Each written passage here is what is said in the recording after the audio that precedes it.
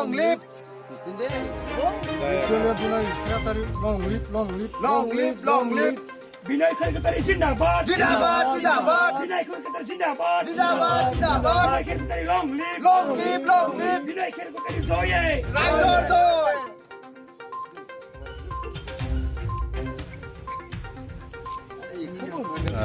खुलुमबाय गिबियावनो आंनि सिनायथिखौ आं होग्रोनो सानबाय आंनि मुङा मुस्रि बिनय खेरखातारि गामि भालागुरि जिल्ला बाक्सा आरो 47 नं भबानिपुर आसाम बिधान सभा कन्स्टिटुएन्सि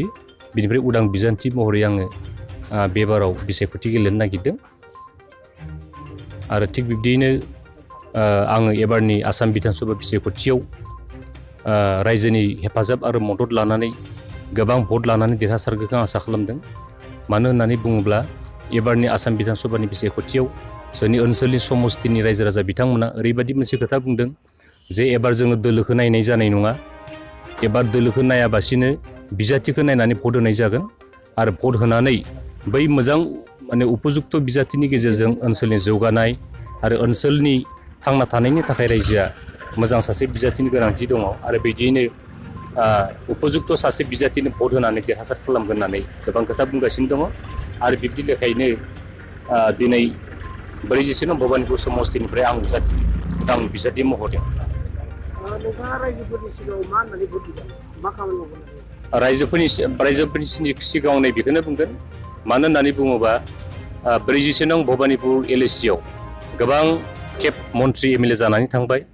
नाथाय बे भबानिपुर एलएसिनि सिङाव जिखिनि जौगासार जानांगौमोन बे जौगानायखौ दिनै नुनो मोनाखै बेखायनो रायजो राजा बिथांमोना दिनै ओरैबायदि बिग्गारजों ओरैबायदि गोसोआव दुखु दाहाखौ लानानै खोथा बुंनाय जादों जाहाथे उपयुक्त सासे मानसि मोनो आरो बे उपयुक्त मानसिखौ मोनोब्लानो जोङो बिथांखौ जेबो माने दोलोखौ सानाबासिनो बिनोनो भट होनानै देरहासार खालामगोन होननानै बुंदों आरो जायफोर रायजो राजा बिथांमोना जा थांखि लानानै भट होगोन होननानै आंनिसिम खोथा होदों आं बिथांमोननिसिम आंनि गोसो गोरबोनि खुलुमनायखौ बावहरनानै आं बिथांमोननि फारसे मोजां खामानि मावनो थाखाय दिनै ओंखारबोदों मानो होननानै बुङोबा दिनै जोंनि ओनसोलाव गोबां मावनो गोनां खामानि दं जेरैहाय ओरैबायदि मोनफा जायगा दङ किसुमान जायगायाव फरायसा गथ'फोरा मोजाङै फरायनो थाखाय थांनो थाखाय लामायानो दाबो मोजां नङा फोरोंगिरि बिथांमोना मोजां ड्रेस गाननानै फरायसालियाव सोलोंथाइ हैनो मोना आरो थिग बिदिनो गोबां जोंनि ओनसोलफोराव आबाद फोथाराव मोजाङै दै जगानि बेबस्था गैया मोब्लिब गोहोनि बेबस्था गैया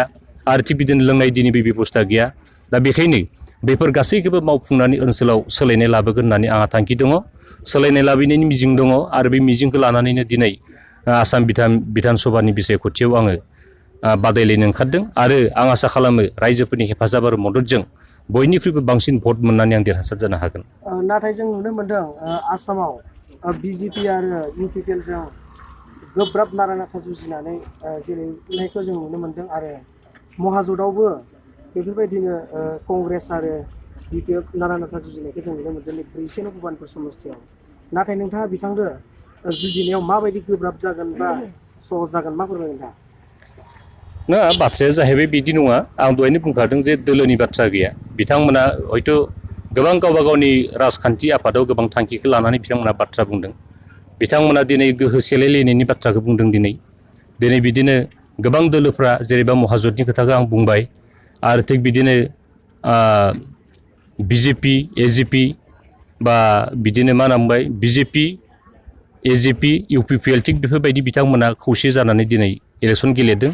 आरो देरहासार जानानै सरकार दागोन होननानै बुंदों आरो थिग बिदिनो मा होनना बुंदों बिपिएफ कंग्रेस एजिपि बा सिपिआइ सिपिएम खौसे जानानै बिथांमोनाबो इलेक्सन गेलेदों आरो इलेक्सन गेलेनानै बांसिन भट मोननानै बिथांमोना सरकार दानो थाखाय थांखि लादों आरो सरकार दानानै रायजो राजाफोरनि खामानि मावगोन होननानै बिथांमोना खोथा होदों दा बाथ्राया जाहैबाय मा रायजोफोरा दिनै दोलोनि खोथाखौ दिनै सिन्था खालामनो हायाखै मानो होननानै बुङोबा आसामाव गोबां समस्या दिनै पाब्लिकफोरा नुनो मोन्दों जेरै एनआरसिनि समस्या जेराव माने मा होनना बुंदों सिटिजेनशिप एमेन्डमेन्ट एक्टनि बाथ्रा फैदों खर' साननायनि थाखाय गोबां समस्यायाव गोग्लैनायनि थाखाय दिनै बायदिसिना आफादफोरनि सायाव फोथायनाय गैया जालांदों आरो बे फोथायनाय गैयिनि थाखायनो ओनसोलाव सासे उपयुक्त बिजाथिनि गोनांथि दं होननानै बिथांमोना दिनै कुनु दोलोनि बाथ्रा सानाबासिनो निर्दलीय बिजाथिनि सायाव बिश्वास खालामनानै बिथांमोना भट होनानै देरहासार खालामगोन होननानै खोथा होदों आंनि देरहासारनाया रोखा मानो होननानै बुङोब्ला दिनै आं नैबेखौनो बुंगोन 47 नं भबानिपुर समस्तिनिफ्राय बर' हिसाबै जोङो दिनैनि तारिखआव सानै दङब्लाबो फ्राय आं सासेल'खौनो होननानै आं दिनै बुंनानै लानो हायो मानो होननानै बुङोबा दिनै जोंनिया स्क्रुटिनिया जालांबाय आरो बे स्क्रुटिनि जानायाव आंनि जिथु नमिनेसन पेपार बे नमिनेसन पेपारा एक्सेप्ट जाबाय आरो बे एक्सेप्ट जानाय लेखा भबानिपुर समस्तिनिफ्राय गोबां रायजोफोरानो आंनिसिम मेसेज हरदों बुंदों जे जों नोंथांजोंनो दङ आरो नोंथाङानो जोंनि आसा जोंनि मिजिंखौ जाफुंहोनो हागोन होननानै जोंहा फोथायनाय दङ होनना बिथांमोना बुंदों आरो बे लेखायैनो ओनसोलनि गोबां रायजो राजा बिथांमोना दिनै आंनियाव फैगासिनो दङ आरो आंनि खाथियाव फैनानै बिथांमोना ओरैबायदि खोथा होदों जे नोंथांनिफ्राय जोंनो जेबो थाखा फैसा नाङा मात्र नोंथाङा इलेक्सन गेलेनांगौ नांगौबा जों नोंथांमोननो होगोन सेरसे दालि सेरसे माने आलु बा फाल्लासे माइरं थिग बायदिसिना जोंनो माने दान होनानैब्लाबो आंखौ गेलेनांगौ होननानै बिथांमोना थुलुंगा होदों। फैबाय थानाय आसामाव माबे हान्जाखौ सरकाराव फैगोन होननानै फोथायो दा कंग्रेस BJP माबे हान्जाखौ फैगोन होनना फोथायो दा? ना बे खोथायाथ' गोबां गिदिर खोथा बेखौ दिनैनि तारिखआव बुंनाया गोब्राब मानो होननानै बुङोबा दिनैथ' आसामाव ओरैबायदि मोनसे बारहावा फैगासिनो दङ दिनै सारा आसामनि रायजोफोरा बिथांमोना दिनै बिभिन्न इस्युखौ लानानै गोबां खोथा बुंगासिनो दङ दिनै सरकारखौ BJP सरकारखौ सोलायनांगौ होननानै आसामनि रायजो राजा बिथांमोना दिनै बुंगासिनो दङ आरो जुदि रायजोफोरा जुदि खौसे जानानै जुदि खामानिखौ मावोब्ला हयथ' BJP सरकार अर्थात BJPजों जाय माने आफादफोरा एलाइन जानानै दङ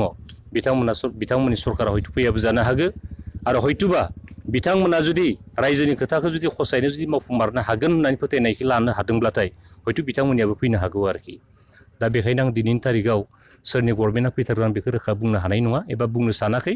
हयथ' साननैसोनि उनाव बे क्लियार काट जागोन।